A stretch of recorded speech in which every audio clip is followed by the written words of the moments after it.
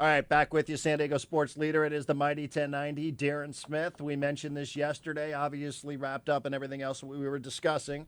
We promised you that Brian Dutcher would be on the program today to talk about San Diego State. What a win it was over the weekend, 61-57 over Kansas, in Fog Allen Fieldhouse. I don't know how many people saw that coming, but I'm telling you, as a viewer, it felt like San Diego State, like the team. I don't know if the coaches felt this way. It looked like they felt like that was their game the whole stretch of the way. They're now up to 13-15 in the polls. They have Boise State coming up tomorrow night at 8 o'clock. You can listen to that on the Mighty 1090. As we do each and every Tuesday, we say hello to the associate head coach, the head coach in waiting, a man who got a little bit of television time over the weekend. He is Brian Dutcher. Dutch, congrats on the win. Thanks, Darren. It was a lot of fun to go in there and beat a really good Kansas team on their home floor. Well, you're being modest there. It was an incredible display. I have to ask first and foremost, are you surprised at all by that? Yeah, you have to be somewhat surprised. We felt good about our game plan and our chances, but still, you're playing a team that rarely loses at home, and that's for good reason. They have excellent players, really good coaching, and a building that is electric and loud and a hard place to play. You can't hear what you're saying to the guy next to you, and you throw all those things together, and usually, no matter how well you play, ends up in an L. But we found a way to hang together as a team, follow a game plan, and the players made big plays when they were called for, and we snuck out of Lawrence with a win. You know, and I'm not suggesting, by the way, that you guys don't deserve to be on the same court as them. Just that, any team going into that building, I think it would be a really, really tall order for any team in any conference with any sort of ranking to go in there. You could be one of the top 5 teams in the country, and heck, maybe you guys will be at some point. Who knows? But a top 5 team would go in there and would expect to have trouble, right? Absolutely. Everybody that goes in there expects to have trouble. I mean, I don't know what their winning percentage is at home over the last decade or more is got to be over the top good. I mean, maybe they lose 1 or 2 games. I shouldn't even say 2. Maybe they lose a game a year at home. That might be it. We might be the only one to win in there this year. They've got some losses, but it was at Florida, at Colorado, Villanova on a neutral, but no one's gone in there and beat them on their home floor, and that's what makes it feel so rewarding. We're talking to Brian Dutcher, associate head coach, San Diego State. Aztecs taking on Boise State coming up tomorrow night. I'll tell you what, Dutch, I'm sitting there and I'm just watching on television, so, it's not like I have my fingers on the pulse of what's happening. But your team, I mean, it looked like it took the court, it seemed like, with an awful high level of confidence, given the building, given some of the aura of that building of Allen Fieldhouse, which we talked about last week. What did you notice about your team taking the court and preparing for this game? That we had a veteran approach to it, that we weren't in awe of the building. We weren't like kids at somewhere for the first time where we wanted to look at everything and, boy, this is great, and let's take pictures. I mean, we went there to win the basketball game, and I think that's because we had players that have been through wars like that. Xavier Thames, fifth-year senior, J.J. O'Brien, fourth-year player, Josh Davis, fifth-year senior, Winston Shepard, sophomore, been through the wars. We have a lot of experience on the floor, so we weren't a lot of little kids at Disney World for the first time. We went there to win. We prepared to win. It didn't guarantee we would win, but it would give us a chance to win. In the NFL, we hear these stories all the time. Like the Chargers this week, you'll probably hear a story or two about them practicing and pumping in crowd noise, things like that, just to prepare. Is there anything you do from a basketball coaching standpoint to prepare for playing on the road and playing in hostile environments? We try to talk about what our hand signals are for certain plays where we can't call them verbally, so we kind of go over those the night before when we have to use hand signals. But it's tough to communicate with your team, especially they might be 10 feet away, and if Kansas is on any kind of roll and the crowd is into the game, communication is an issue. And so I felt at times we couldn't deliver the message we wanted to deliver, but that's why it's great to have veteran players that can function without the coaches micromanaging them. And that's what Xavier did. When we couldn't get a call in or we couldn't deliver the message, he still ran the team, and that was good for us and good for the Aztecs. So you guys, who comes up with the hand signals? We pretty much have the same ones over a number of years. We might have to add one to a call that we usually call verbally, but we've had a pretty consistent set of hand signals. maybe there's certain plays we can't run that we only have a verbal call for them, and that can take that play out of the playbook if it's really loud in there. So we try to do our best. Maybe if we're shooting a free throw or they're shooting a free throw and we know we're going to be on offense, try to call them over, huddle them up, and make a call before we go down the floor. You know, by the way, as loud as it was, I know we had some fun with this last week. You know what I heard on my television a few times? What?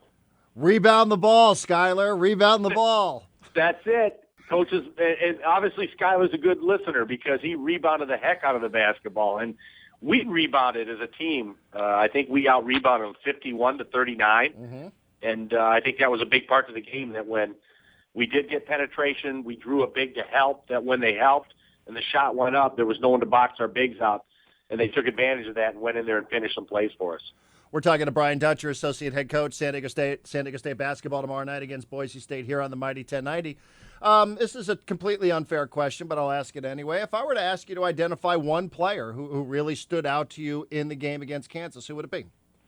I think everyone would say Skyler probably had one of his finest games in an Aztec uniform. You know, and it's a young career, only a sophomore, but 6 block shots. I don't know if he had 9 rebounds, 10 points, something like that. I'm sure my numbers are somewhat off, but his presence on the floor could be felt.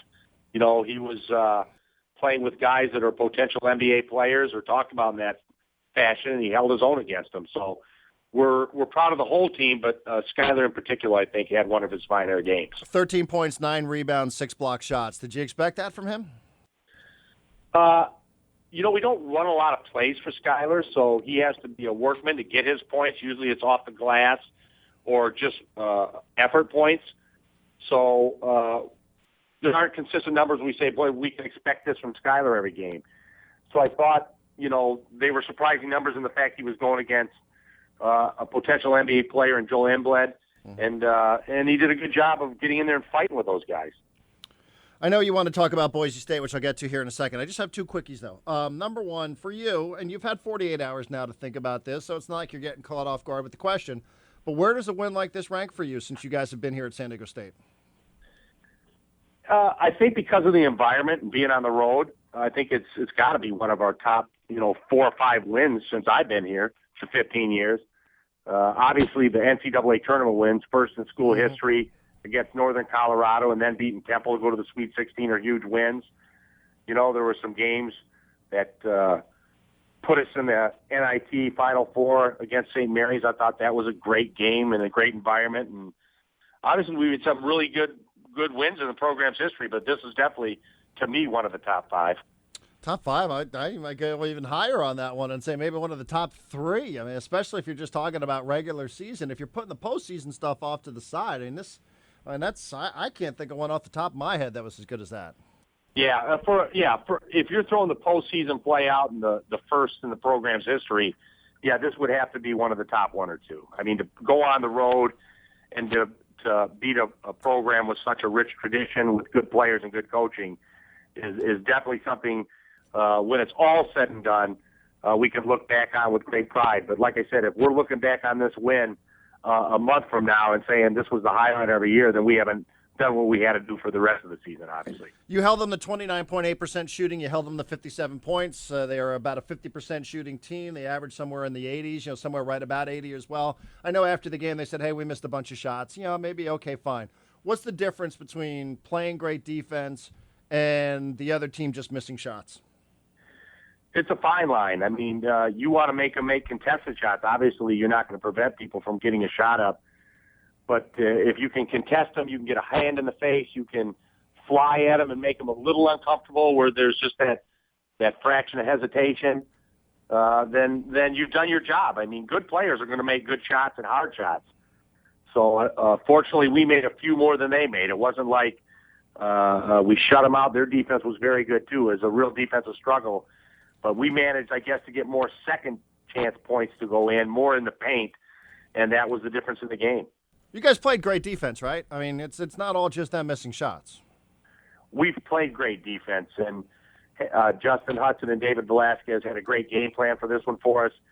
We doubled in the post to take their inside game away, and we contested just enough jump shots where they didn't take advantage of that by our collapsing defense and making threes to make us pay for it. So, Yeah, our defense was very good, but we played good defense. I think last year we set a school record defensively in field goal percentage allowed, and we seem to just be getting better from that this year. If we can continue, that wins games. Defense and rebounding wins games. It's a cliche, but it's true, and we are defending and rebounding right now. Yeah, I mean, that's really what we've come to know the Aztec basketball program as, a team that plays great defense and rebounds and leads to fast break opportunities and such.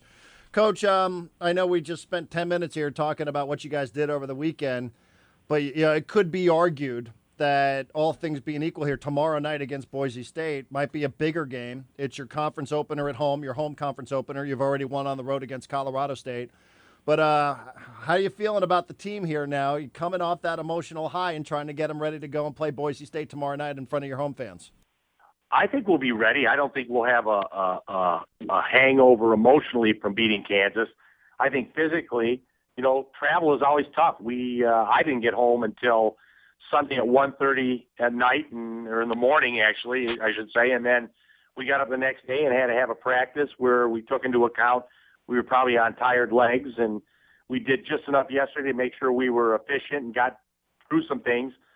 We'll practice again today and hopefully have the game plan set. But Boise is the anti-Kansas. It's not about dominance inside. It's about spreading us, driving us, shooting the three, running us. We're averaging like 83 points a game. So this is going to be a real challenge for us. Anybody who remembers last year's game here at VAS, we were fortunate to win. We kicked the ball to Chase in the corner off a foot, and he made a three to beat him. We were very fortunate. We fumbled it away just at the right time to Chase, and he made a three. And then in the conference tournament, it went down to the wire. 2 years ago in Viejas, they had a wide-open three that rang in and out that could have beat us.